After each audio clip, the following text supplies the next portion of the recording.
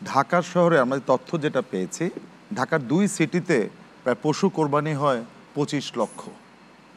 25 লক্ষ পশু কোরবানি হয় এবং টোটাল বাংলাদেশে যে পশু কোরবানি হয় এটি হয় 1,39,000 বা 1,29,00,000 লক্ষ, 1,29,00,000 পশু কোরবানি হয় এবং তার প্রায় 25% পশু শুধু এই সিটিতেই হয়। তাহলে আর 2 সিটি যদি ভাগ করি আমরা, তাহলে দেখা যাবে একটা 13.5 লক্ষ পশু সেদিন কোরবানি হবে এবং চাপটা অবভিয়াসলি এটা সিটির উপরই থাকে, কারণ আমাদের দায়িত্ব। আগে কিন্তু আমরা একসময় দেখেছি যে 7 দিনও গন্ধ কিন্তু যায় নাই, এবং ইভেন কি আমি যখন দায়িত্ব নিই আজকে থেকে 4 বছর আগে, তখনও কিন্তু দেখেছি এখানে আমাদের ড্রেনের পানি দিয়ে হাঁটা যেত না, না ড্রেনের পানি হাঁটা যেত না, এবং সবাই কোরবানির সময় কেউ থাকতো না, ঢাকা শহরে বের হতো না। আমরা কিন্তু সে 96 ঘন্টা থেকে 72 ঘন্টা, 72 ঘন্টা 48 ঘন্টা, 24 ঘন্টা, 12 ঘন্টা, আমি গত ইয়াতে দিয়েছিলাম 8 ঘন্টা দিয়েছিলাম। এটি হয়েছে কি আমরা টোটাল আগে ম্যানেজ করি যে কতগুলা জায়গায় কতগুলা বাসা বাড়ি আছে এবং কি পরিমাণ পশু কোরবানি হচ্ছিল বিভিন্ন ওয়ার্ডে ওয়ার্ডে ওয়ার্ডে, টোটালটা সিনক্রোনাইজ করে মিটিং করে, এবং কোন ওয়ার্ডে আমার ডাম্প ট্রাক দিতে হবে, কোন ওয়ার্ডে আমার বুলডোজারটা বেশি লাগাতে হবে, এই টোটাল একটা মাস্টার প্ল্যান। যে কথাটা ইকবাল ভাই বললেন, কোরবানি তো প্রত্যেক বছরই আসবে এবং তার চ্যালেঞ্জগুলো কী, তার রেমিডিগুলো কী, এবং রেমিডি করতে গেলে আমার স্পেশাল কী কী করতে হবে সেই সক্ষমতা কি সিটি কর্পোরেশনে আছে? এটা কি 365 দিনে এই ঘটনা নাকি একটা দিনে ঘটনা? এটা হলো একদিনের ঘটনা। সুতরাং একদিনের জন্য আমরা যে করছি, আমরা শ্রমিকদের সাথে আলাপ করা হচ্ছে কি কি সমস্যা লাগবে, কি কি সমাধান করতে হবে। যেরকম তারা বলছে যে আমাদেরকে ডেটল দিতে হবে, একটা উদাহরণ দিলাম, কত ডেটল লাগবে, ব্লিচিং পাউডার দিতে হবে, কত ব্লিচিং পাউডার, চামড়া যে উদাহরণ দিলেন, প্রত্যেক গরুর জন্য কত লাগবে চামড়া। মানে আমার যদি 1,25,00,000 গরু আমরা যদি কোরবানি দিই, পশু কোরবানি দিই, আমার তো ডেটা তো আছে, তো সেই অনুযায়ী কতটুকু আমার আমি আরেকটু পিছনে ফেরি। টোটাল কোরবানির যেটা আছে হোল বাংলাদেশে 75,000 কোটি টাকার একটা সাইকেল কিন্তু হয়, 75,000 কোটি টাকা, আর শুধু পশুর জন্য হয় হলো 60,000 কোটি টাকা। এটা কিন্তু বাংলাদেশের টোটাল অর্থনীতির একটি বড় অংশ কিন্তু 60,000 কোটি টাকা, পশু কোরবানি হলো 1,29,00,000।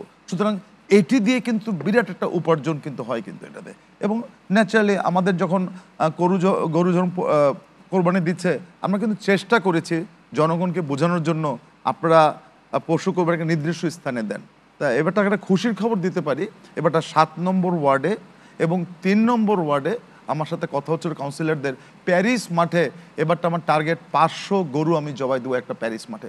3 নম্বর ওয়ার্ডে আমরা বিভিন্ন জনগণের সাথে কথা বলেছি যে আপনারা ঘরে না দিয়ে এখানে দেন, বাড়ির সামনে দেন। এবং আমি বলেছি প্যারিস মাঠে যদি এই ধরনের আয়োজন করা হয়, তাহলে এখানে প্যারিস মাঠটাতে আপনারা যে প্যান্ডেল যে করবেন, সেই প্যান্ডেলের পুরো খরচা আমি দিয়ে দিব, এবং আপনাদেরকে তার এগেনস্টে আপনারা কী করবেন, আমাকে 500 গরু এখানে জবাই দিয়ে দিবেন। তাহলে 500 গরুর জন্য 500টা বাড়িতে না গিয়ে আমি যদি একটি জায়গায় আমার টোটাল কনসেন্ট্রেট করতে পারি, তাহলে তো 8 ঘন্টাও লাগে না।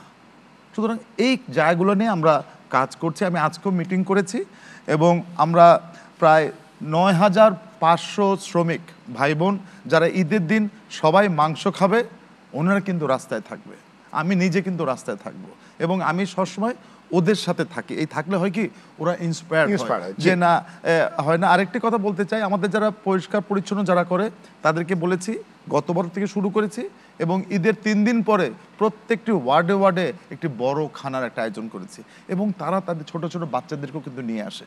সুতরাং এই চ্যালেঞ্জ কিন্তু আছে, তার সাথে বৃষ্টি।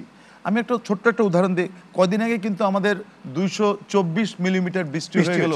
সে 224 মিটার বৃষ্টিতে আপনাকে বলতে পারবেন না আমার উত্তর সিটির কোন জায়গাতে পানি জমে, মানে কয়েকটি জায়গা ছাড়া পানি জমে কিন্তু থাকেনি। এবার সফলতা আমরা সেটাকে আমরা কুইক রেসপন্স টিম করেছি, কারণ আমরা জানি বৃষ্টি আসতে পারে, আমাদের তো ওয়েদার ফোরকাস্টিং এ বলছে।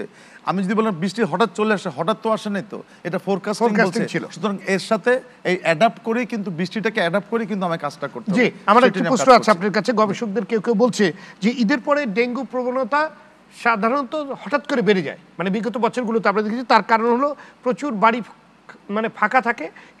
ঈদে যখন বাড়ি চলে যায় তখন দেখা যায় যে আপনার কোথাও পানি জমে ছিল, কিংবা বৃষ্টি হওয়ার পর সেগুলো অপসারণ করা হয়নি, যার জন্য পানি জমে থাকে। ঠিক ঈদের পরপরই দেখা যায় একটা বড় ধরনের ওয়েভ ডেঙ্গুর। সে ব্যাপারে আপনাদের মানে সেটা মোকাবেলা করার জন্য আপনাদের কি পদক্ষেপ রয়েছে কিংবা প্রস্তুতি অথবা প্রচারণা রয়েছে? না, এটা খুবই একটা গুরুত্বপূর্ণ। আপনাকে ধন্যবাদ। আমি লিখে নিয়ে আসছিলাম, আপনি যদি না উঠাতেন আমি বলতাম।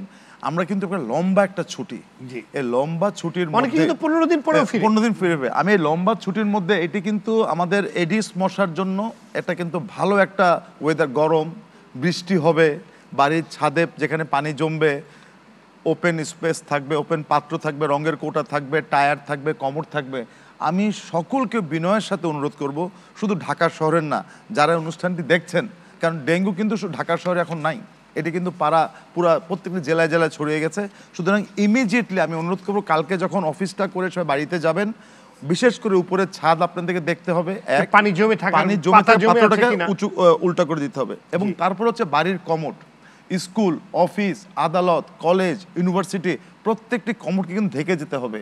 নাহলে যেই কথা আমাদের পুলিশের কমিশনার সাহেব আছে, উনি কিন্তু বারবার কিন্তু বলছেন যে আপনার ঘরে যাওয়ার আগে আপনাদের সব কিছু লক করে যাবেন, সোনা গহনা যা আছে সব কিছু নিরাপদে রেখে, সিসি ক্যামেরা থাকবে। ঠিক আমিও মনে করি নিরাপদে যেরকম করে আপনারা যাবেন এবং নিরাপদে আসার পরে আপনার ঘরটা এডিস মশার থেকে নিরাপদ আছে কি মুক্ত আছে নাকি, ধন্যবাদ, এটি কিন্তু দেখতে হবে আপনাদের। ধন্যবাদ আপনাকে।